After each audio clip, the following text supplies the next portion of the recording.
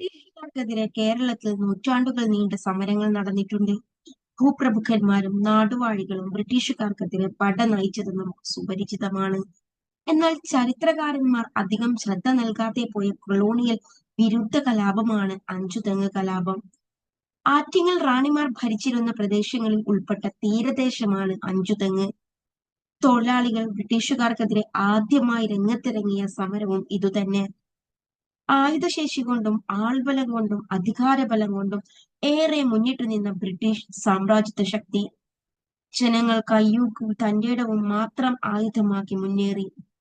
വർഷം 1684. ആറ്റിങ്ങൽ റാണി ഉമയമ്മ റാണി. റാണി ദാനമായി ഒരുപാട് ഭൂമി ബ്രിട്ടീഷുകാർക്ക് നൽകി. റാണിയുടെ സഹായത്തോടെ അവരവിടെ ഫാക്ടറി പണിതു.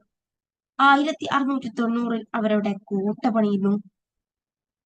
കുരുമുളകിന്റെ വ്യാപാര കുത്തകയും റാണിയുടെ സഹായത്തോടുകൂടി ബ്രിട്ടീഷുകാർ സ്വന്തമാക്കുന്നു. ഇത് ജനങ്ങളെ രോഷാകുലരാക്കുന്നു.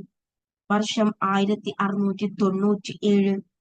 ജനങ്ങൾ ബ്രിട്ടീഷുകാർക്കെതിരെ പോരാടുന്നു. ഇതാണ് അഞ്ചുതെങ്ങ് കലാപം.